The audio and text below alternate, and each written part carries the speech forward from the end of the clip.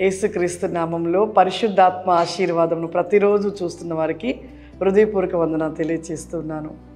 ఈరోజు పరిశుద్ధాత్మ దేవుడు మనకిస్తూ ఉన్న వాగ్దానము దావీదు రాసిన కీర్తనలు 66వ అధ్యాయము 18వ వచనము. నా హృదయములో నేను పాపము లక్ష్యము చేసిన ఎడల ప్రభు నా మనవి వినకపోవును. లక్ష్యము చేసిన పాపమును నిర్లక్ష్యం చేసిన, ఎంత గొప్ప మాట! ఈ యొక్క మాట నిజంగా మన హృదయంలో ఉన్న పాపము కొరకు. చాలామంది అనుకుంటారు మాట్లాడితేనే పాపము, తిడితేనే పాపము, ఇతరుల మీద చాడీలు చెప్పడం పాపం. ఈ పాపం మొదట ఎక్కడి నుండి ప్రారంభించబడుతుంది? హృదయంలో నుండి ప్రారంభించబడుతుంది. ఈ హృదయంలో నుండి వచ్చే పాపముని కొంతమంది అనుకుంటారు, నీ మనసులో అనుకునేది పాపం ఎట్లా అవుతుంది అనుకుంటారు. అసలు వచ్చేదే మనసులో నుండి కదా, మనసులో నుండి వచ్చేదే పాపం కదా. అదే భయంకరమైన పాపము. ఆ మనసులో నుండి వచ్చింది కాబట్టి బయటకు కక్కేస్తారు, చాలామంది బయటికి మాట్లాడుతూ ఉంటారు. అది ఘోరమైన పాపం. సాతాను గడంట ఒకరోజు నాకు ఒక దర్శనాన్ని చూపించాడు. ఒక స్థలములో ఒక వ్యక్తి నిద్రిస్తూ ఉన్నాడు. ఆ నిద్రిస్తున్న పక్కన ఆయన చుట్టూ కూడా ఇటుకలు పేరుస్తూ ఉన్నారు. నేను ఈ ఒక ముఖాముఖి దర్శనం అలా చూస్తూ ఉన్నాను. చుట్టూ కూడా ఎలా ఉన్నాయంటే చీమల ఆకారం కలిగిన ఒక దురాత్మలు అన్ని చుట్టూ పేరుస్తున్నాయి. అవి చాలా వరకు పేరు చేస్తూ ఉన్నవి. అయితే ఆ వ్యక్తి, పడుకున్న వ్యక్తి అటు ఇటు మెసులుతూ ఉన్నాడు. నేను అనుకుంటున్నాను, ఇదేంటి బ్రతుకున్న వ్యక్తికి చుట్టూ గోడ కట్టేస్తున్నారేంటి, చనిపోలేదు కదా అని నేను మనసులో అనుకున్నాను. కానీ ఆ దర్శనం తరువాతకి నేను మరలా కళ్ళు తెరిచి చూసి ప్రేయర్ చేశాను. ఏంటి ప్రభు అంటే, ప్రభు తెలియపరుస్తున్నాడు, రహస్య పాపాలు మనిషి హృదయంలో ఉన్నవి మనకి కనపడవు. కానీ సాతానుడి పని ఏంటంటే ప్రతి మనిషిలో పాపాన్ని, మరి ఒక పాపాన్ని మనసులో ప్రేరేపించి మనసులో మా యొక్క పాపాన్ని కలగచేసి వాడంట గోడ కడుతూ ఉంటాడంట. ఆ మనసులో మనకు ఆ పాపం ఎప్పుడైతే మన నోటికి వచ్చేసి మాట్లాడుతూ ఉంటామో మనసులో నుండి, వాడు ఆ మనసులో ఎప్పుడైతే ఆ నాటుతాడో అప్పటి నుండి గోడ కట్టేస్తూ ఉంటాడంట. అప్పుడు మనలో ఆ పాపం మనలోకి వచ్చేసి ఆ పాపం మనలో ఉండి మన మనసులో అనుకునేటివి మనం బయటికి అనడము, ఇవన్నీ కూడా ఇంకా ఆల్రెడీ గోడ కట్టేస్తూ ఉంటాడంట. ఆ గోడ ఏంటి అనేది నేను ప్రభుని అడిగినప్పుడు ప్రభు చెప్తూ ఉన్నాడు, నాకును నా బిడ్డలకు మధ్యలో పాపపు గోడ కట్టబడుతుంది.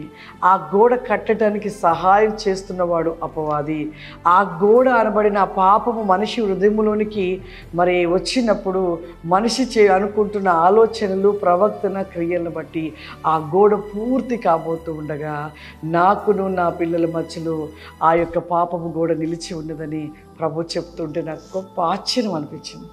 నిజమే, ఈ పాపపు గోడ మరి హృదయములో ఉంటున్న ఆ పాపమే ఒక గోడగా కట్టబడుతూ దేవుడికి మనకు మధ్యలో ఆ గోడ నిలిచి దేవుడు మన యొక్క మొర దేవుని చెంతకు చేరకుండా సాతానుడు గోడ కడుతున్నాడు. నిజమే, ఈ పాపం. అందుకే ఇక్కడ ఒక మాట ఏమంటున్నాడు, ఆయన వినకపోయేను అంటున్నాడు. ఆయన ఆ యొక్క ప్రభు నా మనవి వినకపోయేను, వినలేడు కూడా. ఎలా వింటాడు?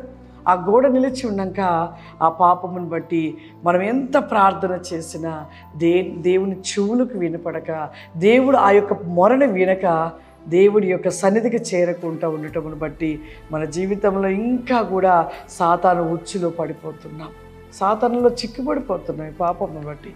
కాబట్టి ప్రతి మనిషి హృదయంలో ఉంటున్న ప్రతి చిన్నదైన ప్రతి దాని అయిన పాపమును మనం తొలగించుకున్నప్పుడే, మనం పరిశుద్ధతలో ఉన్నప్పుడే దేవుడు మన ప్రార్థన వింటాడు.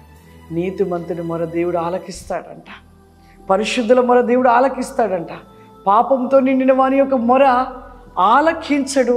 వారి యొక్క మొరను దేవుడు వినకుండా మరి వారి యొక్క మొరను వినలేని రీతిలో దేవుడు వారి యొక్క మొరను ఆలకించనేరడు. కాబట్టి ప్రతి ఒక్కరు కూడా మన జీవితంలో సరి చేసుకోవాలి. దేవునికి మన మధ్యలో ఉన్న పాపపు గోడను కూల్చివేసుకొని పరిశుద్ధతలో నడిచినట్లయితే దేవుడు మన యొక్క ప్రతి ప్రార్థన విని దేవుడు ఆశీర్వదిస్తాడు. ప్రార్థన చేసుకుందాం. దయగల తండ్రి, నీకు వందనాలు చెల్లిస్తూ ఉన్నాను ప్రభా. పరిశుద్ధాత్మ దేవా, ఎంతమంది ప్రోగ్రాం చూస్తున్నారయ్యా, వారందరి హృదయాలలో ఉన్న పాప వేకమైన క్రియలను లయపరచండి నాయన. దుష్టుడు కలగజేస్తున్న ప్రతి చీకటి అంధకార శక్తులను లయపరచండి ప్రభా. వెస్ గో బ్రికాస్టెల్ బికాస్ మీ తండ్రి నీకు వందనాలు. పరిశుద్ధాత్ముడా ప్రతి బిడ్డని తాకండి అయ్యా, తాకండి, మీ ఆత్మచేత నింపండి నాయన, నీ ఆత్మ వెలుగులో నడిచిటకు దయచేయండి పరిశుద్ధాత్ముడా.